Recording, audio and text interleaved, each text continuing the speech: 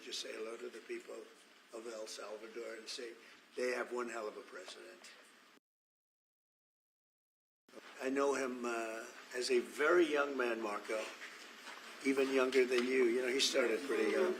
He'll always be younger. Young at heart. But I want to thank you for the great job you're doing. And I appreciate it. Thank you. Thank you. Well, it's an honor to be here in the Oval Office with the President. We're very happy, and we're very eager to.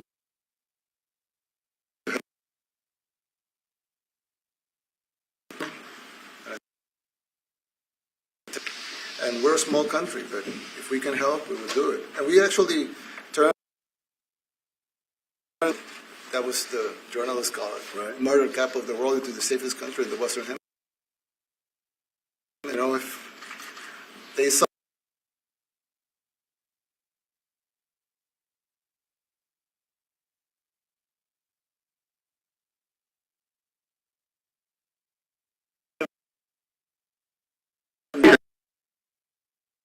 President, you have 350 million people to liberate. Yeah. But to liberate 350 million people, you have to imprison some.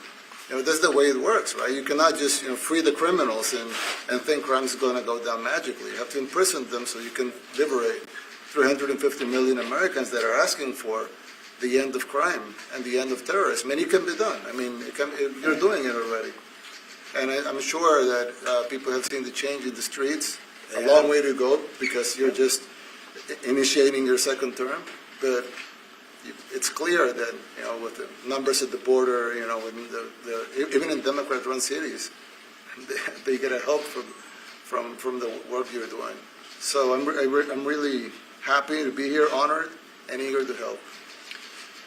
Well, we had a terrible thing happen. We had an administration that allowed people to come in freely into our country from not only South America, but from all over the world, many from the Congo in Africa, Asia, all over the world, Europe, rough parts of Europe. And they came from prisons, and they came from mental institutions, and they came from gangs, and the gangs of Venezuela and other places. And hundreds of thousands and even millions of them came. 21 million people altogether, but many of the people that came, just a tremendous percentage of them were criminals, in some cases violent criminals. We had 11,088 known murderers. Half of them murdered more than one person. This was allowed by a man who, what he did to our country is just unbelievable. So we're straightening it out. We're getting them out. But what they did and what that party did to our country, open borders, anybody could come in. As soon as I heard that, I said, every prison's going to be emptied out into our country. That's what happened.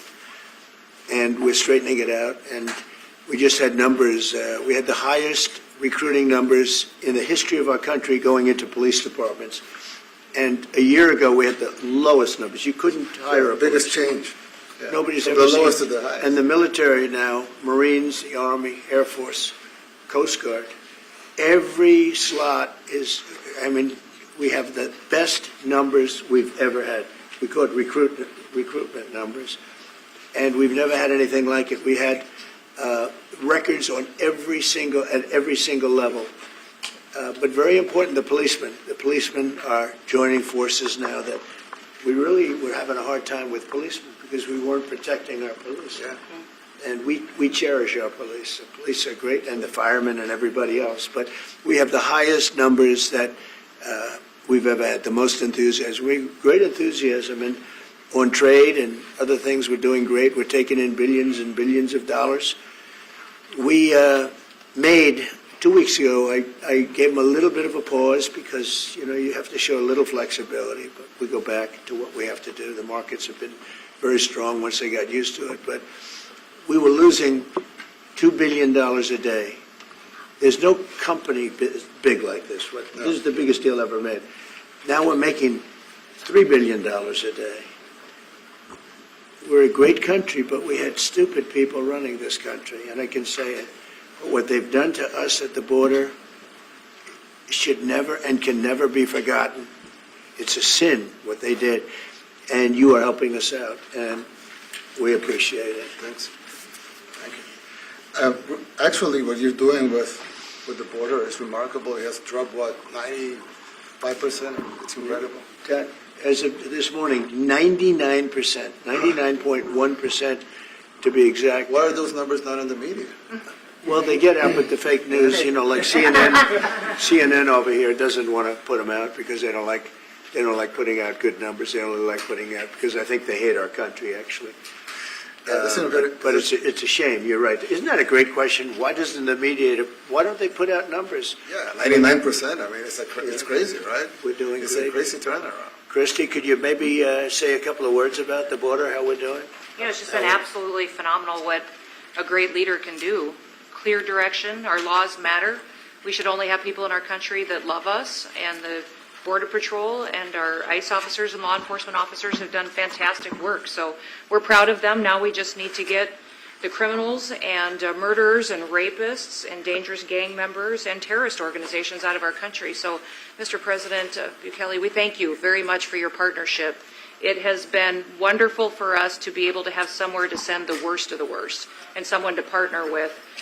And we'd like to continue that partnership because it's been a powerful message of consequences. Mr. President, you wanted people to know that there was consequences if you break our laws and harm our people and endanger families. And this is a clear consequence for the worst of the worst, that we have somewhere to put them. Thank you very much. Yeah, we even had this gang member from Venezuela, one of the ones you sent, and we interviewed him just to get some information, etc., from them. And he said, "Oh, well, I got arrested 6 times, but they released me the 6th time, so I should be released again." And then he said, "Well, but what's the last thing you do?" And he said, "Well, I shot a cop in the leg, but I didn't kill him. I just shot him in the leg." And we're like, this guy was arrested 6 times here in the United States, 6 times. He was released 6 times, and in the he was released 5 times, and the last time he was sent to El Salvador, right? So he's not getting released. But the last time he shot a cop, actually, and he shot him in the leg. So these are, like you said, Right? yeah, there's something broken. The liberal establishment, but they're not running things anymore in this country, and we're run by, and I don't say conservative, I don't say anything, we're run by people with great common sense. Yeah, common sense. Because it's all common sense. Yeah. It's not liberal conservative, it's common sense. Exactly. And, do you allow men to play in women's sports? Do you allow men to box your women and box? Because I know you have a lot of boxing. That's violence. That's abuse of a violence woman. against women. It's abuse of a woman. Totally. But we have people that fight to the death because they think men should be able to play in women's sports. And some of those sports, it wouldn't matter much, but it still matters. But some of them are very dangerous for women. Some years ago, I would say a decade ago or so, women rights movements were pressuring so that we enacted specific laws to avoid men abusing women. And I think those laws were great because there were a lot of men abusing women. But now some of the same people are trying to backtrack on that and actually trying to make new laws allowing men to abuse women in sports. So actually, that doesn't make sense. In sports. It doesn't make sense. It's crazy. They have weightlifting records, right? Yeah. A woman gets up, lifts weights, she's incredible. A guy gets up and beats her by 100 pounds. What are you going to do? A record that hadn't been broken in 18 years. They put on an ounce, quarter of an ounce, eighth of an ounce for 18 years. Now they have a guy come up, ping. The whole thing is crazy. But they continue to fight. And I don't like talking about it because I want to save it for just before the next election. I said to my people, don't even talk about it because they'll change. And but I watched this morning, there was a congressman fighting to the death for men to play against women in sports. And you say to yourself, why? What are they doing, right? What are they doing? But your country's not too big in that. No, of course not. We're big in protecting women. We're good. Yeah. That's right. It's a very important form of protection, too. And as you can see, most of my cabinet are women, so. That's impressive. Yeah. That's why you're And running. they're not DEI hires or anything. They They're can just be. great at what they do, right? That's right. This is very impressive. Yeah, This no. is a first. We've had women, but we've never had 3 of them right here. That's 4 and 3 And men. look who we have. You guys feel a little bit mistreated?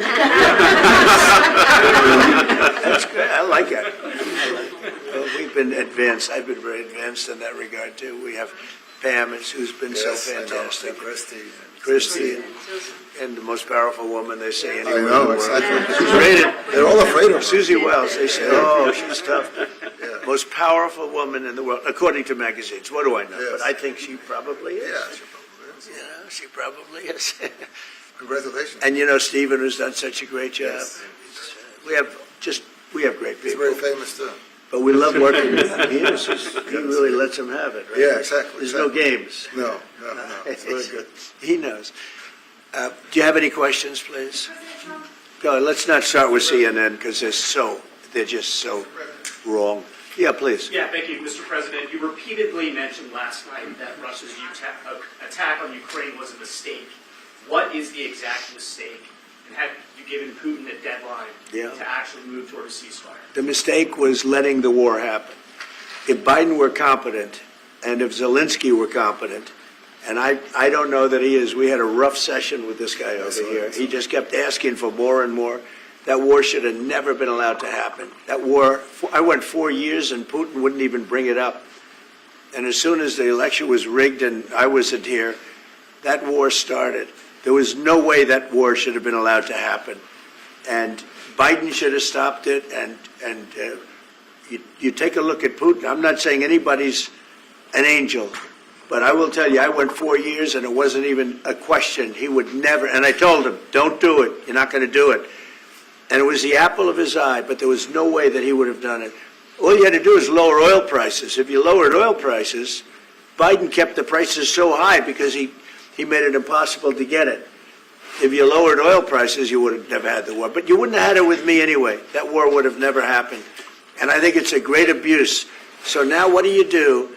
You get a country where 25% of its land is gone, and the best locations, where millions of people are killed. You know, you haven't reported accurately the death. And this was Biden's war, and I'm trying to stop it. And I think we're going to do a good job. I hope we're going to do.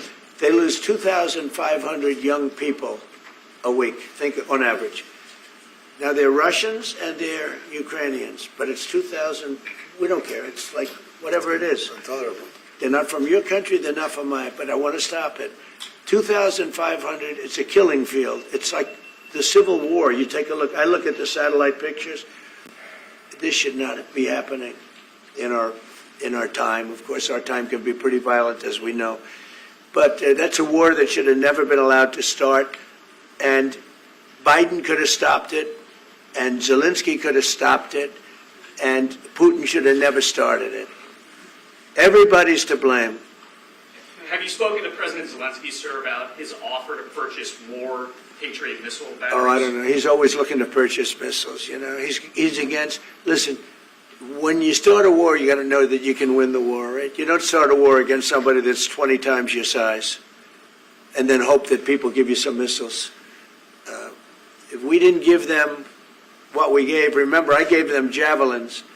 That's how they won their first big battle with the tanks that got stuck in the mud, and they took them out with javelins. They have an expression that Obama at the time, Obama gave them sheets and Trump gave them javelins.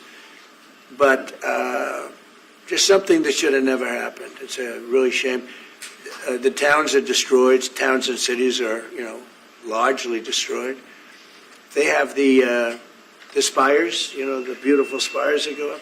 They say they were the most beautiful in the world in Ukraine for whatever reason, but the most beautiful in the world, they're mostly laying on their side, shattered and broken. And most importantly, you have millions of people dead. Millions of people dead because of 3 people. I would say 3 people. Let's say Putin, number 1, but let's say Biden, who had no idea what the hell he was doing, number 2, and Zelensky. And all I can do is try and stop it. That's all I want to do. I want to stop the killing. And I think we're doing well in that regard. I think you'll have some very good proposals very soon. Last question, sir. Have you attributed a motive, sir? Have you attributed a motive through the FBI investigation behind the attack on Governor Josh Shapiro over the weekend? No, I haven't, but the attacker was not a fan of Trump, I understand, just from what I read and from what I've been told. the attacker basically wasn't a fan of anybody. It's probably just a whack job. And certainly a thing like that cannot be allowed to happen. In combination with President Bukele, the best guarantee that this time you won't terminate the temporary... I have a great relationship with this man. nationals of El Salvador? I have the best relationship with him. We've known each other. I've known him since he was a very young man, as I said, very, very young, and I was impressed. I said, look how this guy is. In fact, you sort of look like a teenager. You still you look like a teenager. I said, what kind of a country is this? No, he grew up well in the last 5 years. Do you support the extension for nationals of El Salvador under... I support him. Do you plan to ask him? I support him. Go ahead, let's hear the question from this very low-rated anchor at CNN. Do you plan to ask President Low-rated. to help return the man who your administration says was mistakenly Which one is that? deported? The man who was mistakenly deported to El Salvador? Well, let me ask Pam, would you answer that question? Sure, President. First and foremost, he was illegally in our country. He had been illegally in our country. And in 2019, two courts, an immigration court and an appellate immigration court, ruled that he was a member of MS-13 and he was illegally in our country. Right now, it was additional paperwork had needed to be done. That's up to El Salvador if they want to return him. That's not up to us. The Supreme Court ruled, President, that if, as El Salvador wants to return him, this is international matters, foreign affairs, if they wanted to return him, we would facilitate it, meaning provide a plane. So will you return him? And you are doing a great job. Thank you, Pam. Stephen Miller, wait a minute. Could you just also respond to that question? Because, it's asked by CNN, and they always ask it with a slant, because they're totally slanted because they don't know what's happening. That's why nobody's watching them. But would you answer that question also, please? Yes, gladly. So, as Pam mentioned, there's an illegal alien from El Salvador. So, with respect to you, he's a citizen of El Salvador. So, it's very arrogant even for American media to suggest that we would even tell El Salvador how to handle their own citizens as a starting point. As two immigration courts found that he was a member of MS-13. When President Trump declared MS-13 to be a foreign terrorist organization, that meant that he was no longer eligible under federal law, which I'm sure you know, you're very familiar with the INA, that he was no longer eligible for any form of immigration relief in the United States. So we had a deportation order that was valid, which meant that under our law, he's not even allowed to be present in the United States and had to be returned because of the foreign terrorist designation. This issue was then, by a district court judge, completely inverted, and a district court judge tried to tell the administration that they had to kidnap a citizen of El Salvador and fly him back here. That issue was raised to the Supreme Court, and the Supreme Court said the district court order was unlawful, and its main components were reversed 9-0 unanimously, stating clearly that neither Secretary of State nor the President could be compelled by anybody to forcibly retrieve a citizen of El Salvador from El Salvador, who again is a member of MS-13, which, as I'm sure you understand, rapes little girls, murders women, murders children, is engaged in the most barbaric activities in the world, and I can promise you, if he was your neighbor, you would move right away. So you don't plan But to the ask for Supreme Court is permission to asking get him to... back? And what was the ruling in the Supreme Court, Steve? Was it 9-0? Yes, it was a 9-0 In our favor? in our favor against the district court ruling, saying that no district court has the power to compel the foreign policy function of the United States. As Pam said, the ruling solely stated that if this individual, at El Salvador's sole discretion, was sent back to our country, that we could deport him a second time. Well, No version of this legally ends up with him ever living here, because he is a citizen of El Salvador. That is the president of El Salvador. Your questions about it for the court can only be directed to him. I asked ¿Usted lo liberaría, Presidente Bukele? Can President Bukele weigh in on this? Do you plan to return him? Well, I'm supposed to not suggesting that I'll smuggle a terrorist into the United States, right? It's always CNN. How can I return him to the United States? Like, I smuggle him into the United States, or what do I do? Of course, I'm not going to do it. It's like, the question is preposterous. How can I smuggle a terrorist into the United States. I don't have the power to return him to the United States. But you could release him inside El Salvador. Yeah, but I'm not releasing, I mean, we're not very fond of releasing terrorists into our country. I mean, we just turned the murder capital of the world into the safest country of the Western Hemisphere, and you want us to go back into the releasing criminals so we can go back to being the murder capital of the world? No, that's not going to happen. Well, they'd love to have a criminal, Yeah, released into our I mean, there's a So fascination. They would love it. Yeah. They're sick, these are sick people.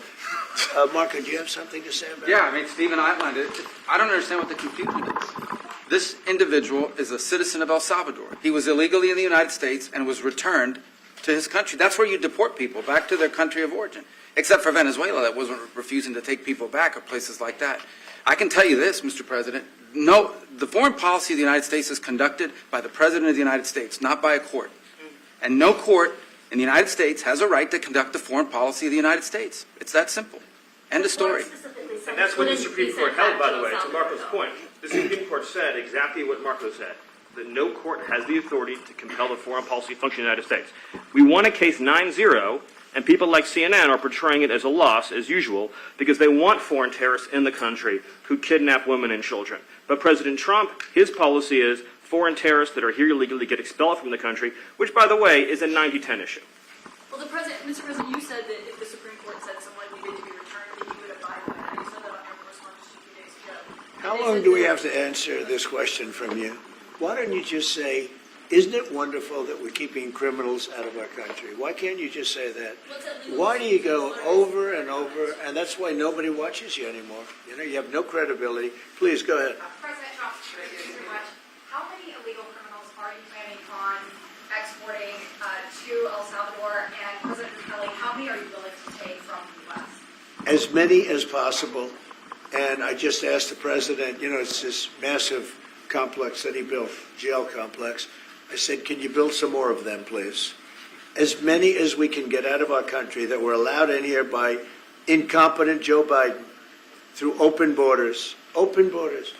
You probably hear open borders and you can't even understand it because nobody can understand it. Nobody smart or with common sense can understand it. So we have millions of people that should not be in this country that are dangerous, not just people, because we have people, but we have millions of people that are murderers, drug dealers. They've been allowed to come into our country by other countries that were very smart. When they heard that this very low IQ president, and by the way, I took my cognitive exam as part of my physical exam, and I got the highest mark, and one of the doctors said, sir, I've never seen anybody get that that was the highest mark. I hope you're happy with that, although they haven't been bugging me too much to take a cognitive, but I did do my physical and it was released. I hope you're all happy with it. I notice there's no question, so probably you are. But the cognitive, they said to me, sir, would you like to take a cognitive test? I said, did Biden take one? No. Did anybody take one? No, not too many people took them. I said, what about Obama? Did he take one? No, he didn't take one either. I said, let me be the only one to take one. But I've actually taken them 3 times already. I like taking them because they're not too tough for me to take. But we had a great physical exam, so I know you're going to ask that. And the doctors who are total professionals, Walter Reed Medical Center, they're great people. And I visited a soldier that was badly wounded, incredible soldier, lost his leg. And I spent a lot of time with him. I mean, great with his mother. And it was really a very great thing. They do a phenomenal job. I just want to say, Walter Reed, I was there for, 5-6 hours. You were there with me. But I took a full physical, and it came out perfecto, so that's good. It means you've got me for a little longer. Would the U.S. be willing to pay for those facilities to be open if new ones were going to be built? I'd do something. We'd help them out, yeah. We help them out. They're great facilities, very strong facilities, and they don't play games. I'd like to go a step further. I mean, I said it to Pam. I don't know what the laws are. We always have to obey the laws, but we also have homegrown criminals that push people into subways, that hit elderly ladies on the back of the head with a baseball bat when they're not looking, that are absolute monsters. I'd like to include them in the group of people to get them out of the country, but you'll have to be looking at the laws on that, Steve, okay? President, Is it essential is it for you guys to be locking up these prisoners? And do you think more presidents should follow suit like you guys as far as taking a hard stance on crime getting that? Well, I do. I think everybody has to. I mean, the president said it better than anybody. He said, you know, you have liberty and you have to have liberty, but to have liberty, not everybody is going to be good. And, you know, some are bad because they're sick. They're mentally deranged. They're bad. Then you have to take them. If you're going to have a country, you're going to have to take those people out. And we've been doing that. But this was like an unforced error, they would call it, where we had people that may hate our country, or maybe they're just stupid people. I think they're probably stupid people more so. A lot of people said they did it for the vote, but I did better with Hispanic people than they did, because I always use Hispanic. I did better. You people love me. I saw my poll numbers in your country. I'm through the roof, right? 91%. Some people think they do it for the vote. But they don't have to do it for the vote. They cheat. You know, they're professional cheaters. That's about the only thing they do well. So we just have had a great relationship, and it's become bigger because of a strange thing that happened. You know, I came back. We had no war in Ukraine. We had no war we had no October 7th Middle East problem. We had nothing. We had no inflation. We didn't have the Afghanistan, most embarrassing moment in the history of our country, the Afghanistan, not withdrawing, because I would have been out, you know, I had it all set to bring people out with dignity and pride. That was the worst, most embarrassing moment in the history of our country, Afghanistan. We didn't have any of that. You wouldn't have had the war with Russia, Ukraine. You wouldn't have had the Middle East problem because Iran was broke. They had no money because we had secondary sanctions on and lots of other sanctions. And now every single thing, got a problem with Iran, but I'll solve that problem. That's almost an easy one. We got to solve a war that should have never started, Ukraine and Russia, and we'll get that solved. And we have to solve problems, and we already solved inflation. You know, if you look at the numbers are incredible, actually. Stock market's up, and we're not letting other countries take advantage of this country like they have for the last 40 years. So thank you very much. You have a question, please? Mr. President, thank you so much. You scored another major investment win this morning when Nvidia pledged to build its AI supercomputer, the first time ever, right here in the United States. Thank you. That's a question I like. That's true. What is your reaction to this announcement, sir, and how will this positively benefit Americans across the entire country? Well, it's one of the biggest announcements you'll ever hear, because Nvidia, as you know, controls that almost the entire sector, which is one of the most important sectors in the world, between chips and semiconductors and everything else. And they're the biggest. And the other biggest we already have coming in and spending $300 billion, as you know. They announced 2 weeks ago. But NVIDIA is so highly respected. And this was an announcement that a lot of people, I knew it was going to happen, but not to the extent that it happened. It's big. And the reason they did it is because of the election on November 5th and because of a thing called tariffs, as I say, the most beautiful word in the dictionary. After love, God, relationship. The press actually hit me. I said, tariff is the most beautiful word in the dictionary. What about family, love, God? So I got hit even on that. You understand? I said, okay. So now I say it's my fifth most favorite word, because they get you on anything. But that NVIDIA, it's one of the great companies of the world, modern, super modern companies, controls segments that nobody, you know, sort of controls the world in a sense, and they're coming in here in the biggest way with hundreds of billions of dollars. Not like millions of dollars, hundreds of billions of dollars, and I'm honored by it. And I want to thank Jensen and all of the people that we deal with. They're great people. They're brilliant people. And without tariffs, they wouldn't be doing it. Okay. Thank you very much. Yeah, please, go ahead. Considering additional sanctions against Russia after their latest attack, and do you have an update on the rate and when you might announce them? Well, I already have sanctions on Russia. I put them there. If you remember, Nord Stream 2, that's the big pipeline that goes through Europe. I stopped it. That's Russia's pipeline, the largest pipeline I think in the world, goes to Germany, and I stopped it. And when Biden came in, he approved it. And then they say, oh, I'm friendly with Russia. No.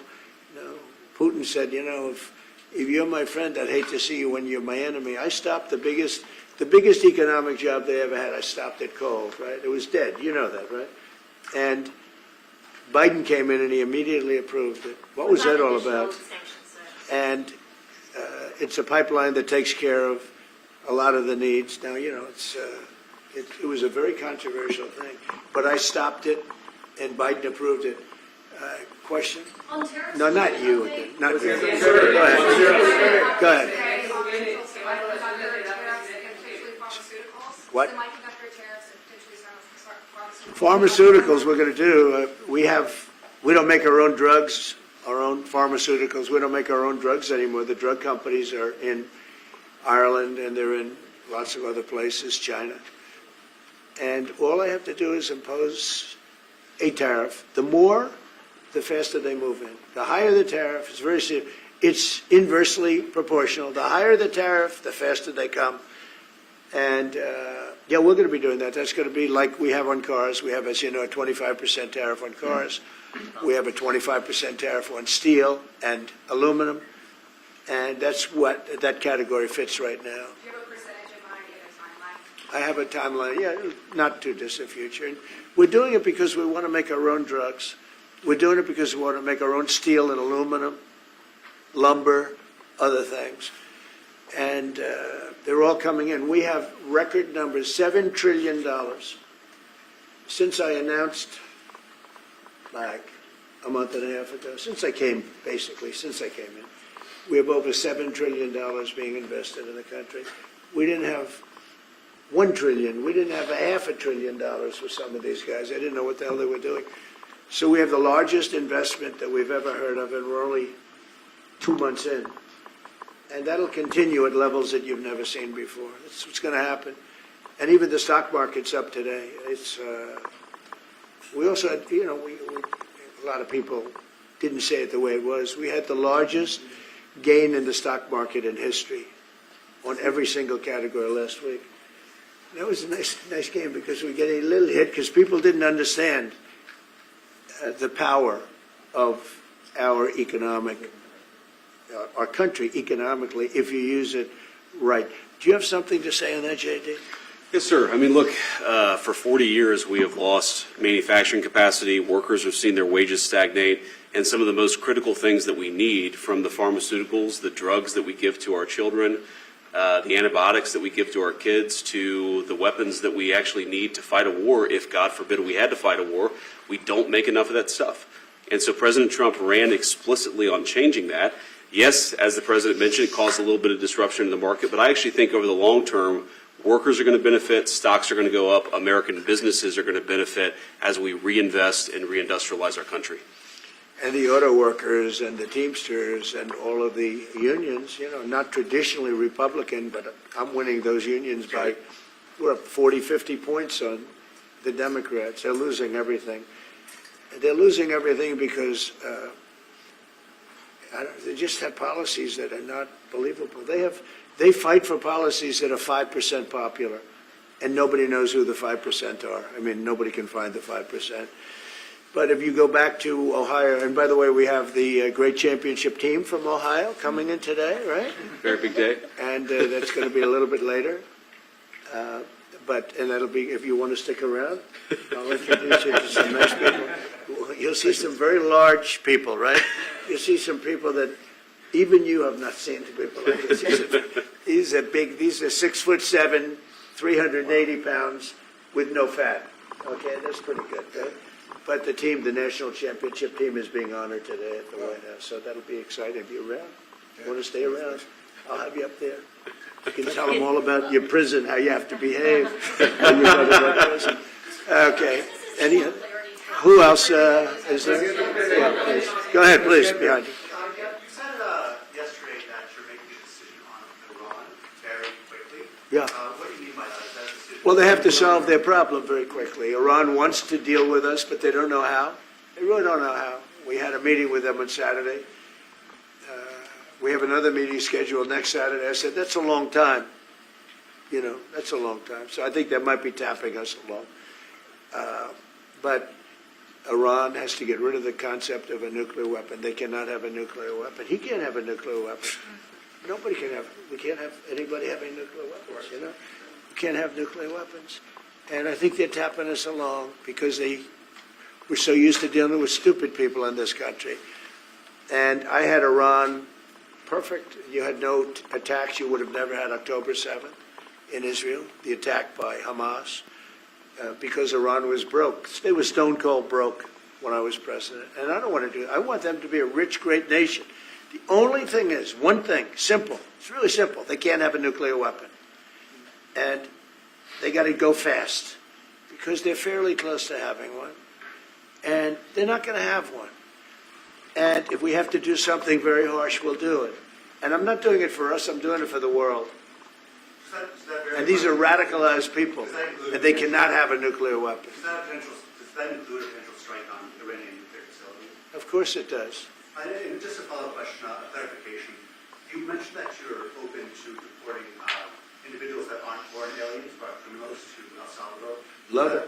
Does that include potentially U.S. citizens fully naturalized Americans? If they're criminals and if they hit people with baseball bats over their head that happen to be 90 years old, and if they rape 87-year-old women in Coney Island, Brooklyn, yeah, that includes them. What, do you think there's a special category of person? They're as bad as anybody that comes in. We have bad ones, too. And I'm all for it because we can do things with the president for less money and have great security. And we have a huge prison population. We have a huge number of prisons, and then we have the private prisons, and some are operated well, I guess, and some aren't.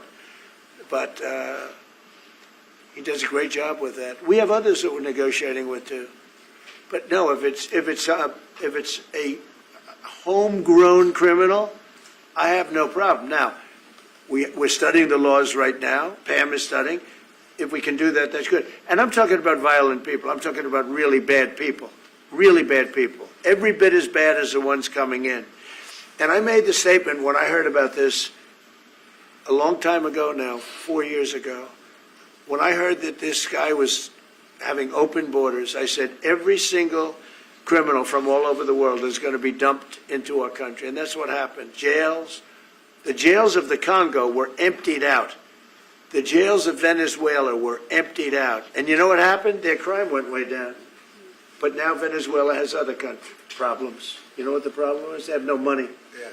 Because I shut off their oil, and we put secondary tariffs because they're not doing what's right over there. They know what to do. We spoke to them. I spoke to them. They know what to do. But they have no money. Venezuela has no money. But Iran had no money. And Iran behaved so beautifully. And then Biden took all those secondary tariffs and tariffs on. I told China, you can't buy oil. If you buy oil from Iran, China, I told it to President Xi, then we no longer want you to do business with the United States of America. And those ships disappeared from that harbor so quickly. China. Get along great with China. Are the talks with Iran productive? Do you want to continue that? What? The talks with Iran, do you believe those are productive? Do you want to continue that? I think Iran could be a great country as long as it doesn't have nuclear weapons. If they have nuclear weapons, they'll never get a chance to be a great country. They will never get a chance. It won't even come close. Sir, on tariffs? Yeah. Yeah, thank you. Yesterday you mentioned short-lived product exemptions. Which specific products are you considering and how long is short-lived? Weeks, months? I'm looking at something to help some of the car companies where they're switching to parts that were made in Canada, Mexico, and other places, and they need a little bit of time because they're going to make them here, but they need a little bit of time. So I'm talking about things like that. What about any Apple products, other cell phones? Look, I'm a very flexible person. I don't change my mind, but I'm flexible. And you have to be. You just can't have a wall and you'll only go. No, sometimes you have to go around it, under it, or above it. There'll be maybe things coming up. I speak to Tim Cook. I helped Tim Cook recently, and that whole business. You know, I don't want to hurt anybody, But the end result is we're going to get to the position of greatness for our country. We're the greatest economic power in the world if we're smart. If we're not smart, we're going to hurt our country very badly. We lost with China over the Biden years trillions of dollars on trade, trillions of dollars. And he let them fleece us, and we can't do that anymore. And you know what? I don't blame China at all. I don't blame President Xi. I like him. He likes me. I mean, you know, who knows? Who the hell cares? Do you have any updates on? But you know what? What? Do you have any updates with talks with China? No, let me just tell you this. I don't blame China. I don't blame Vietnam. I see their meeting today. Is that wonderful? That's a lovely meeting. They're meeting, like trying to figure out how do we screw the United States of America. Don't forget, the European Union was formed to do just that. The European Union was formed to hurt the United States and on trade. And they get us on NATO because they don't pay their bills. But now, since I got involved, they have been paying their bills. I took in over $600 billion for NATO. Nobody took in anything. I mean, they were all delinquent. They had 8 nations out of 28 paid their bills. The rest of them were way delinquent. And I said, if you don't pay your bills, we're not going to protect you anymore. And the money poured in, over 600. The Secretary General last week made that statement. He said, I've never seen anything like it. We couldn't get anybody to pay because the United States was footing the bill for NATO. Well, we got hurt there, and we got hurt on trade, likewise, European Union. And they've got to come to the table, and they're trying to. They're trying to. But the European Union has taken terrible advantage. They don't take our food products. They don't take our cars. We have millions of their cars, BMW, Volkswagen, Mercedes-Benz, many others. They come in by the millions. They don't take. There are no Chevrolets in Munich, I can tell you that. I said to Angela Merkel when she was there, as she was letting millions of people infiltrate Germany, which was not so good from, we would call them illegal immigrants, but she made them legal. But I said to her, and I get along with her very well, I said, how many Chevrolets do we have in Munich or Frankfurt? Why, none, Donald, none. I said, you're right. And yet we take in millions and millions of cars. No, those days are over. Okay, thank you very much, everybody. Thank you, press. Thank you, press. Send it on the floor. Thanks, guys.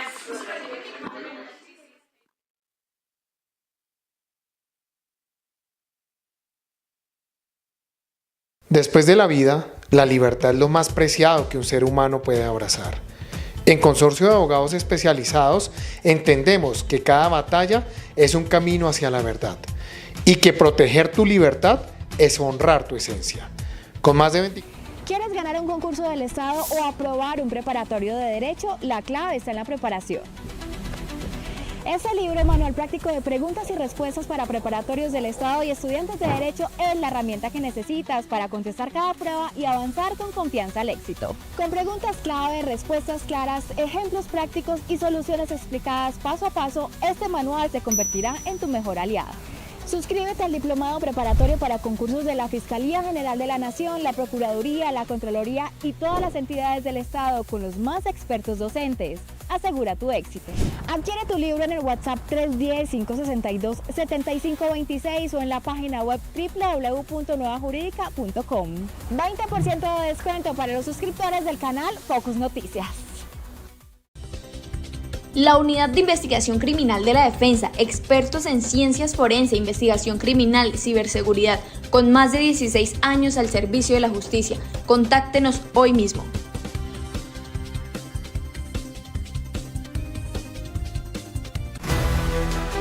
En Rojas Castro Consultores y Abogados Asociados ofrecemos soluciones jurídicas integrales, efectivas e innovadoras.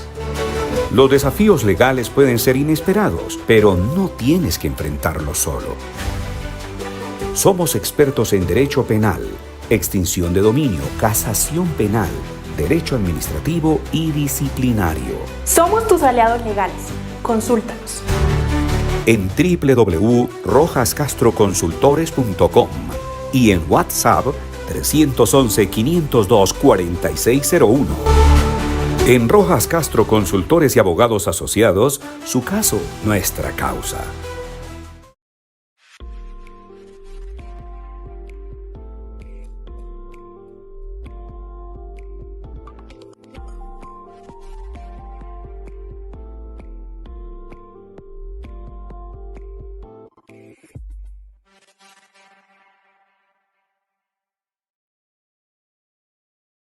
Después de la vida, la libertad es lo más preciado que un ser humano puede abrazar. En Consorcio de Abogados Especializados entendemos que cada batalla es un camino hacia la verdad y que proteger tu libertad es honrar tu esencia. Con más de 24 años guiando a quienes confían en nosotros, tejemos una defensa que resuena con integridad y justicia. Tu libertad, nuestro compromiso.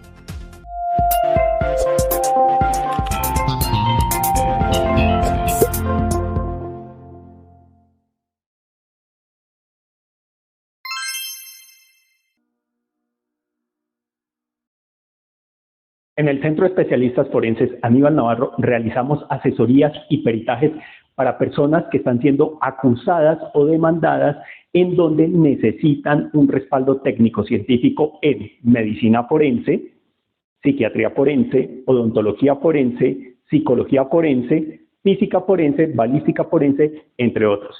Si usted como abogado está llevando un caso donde necesite asesorías y peritajes, estamos para asesorarle. Consúltenos.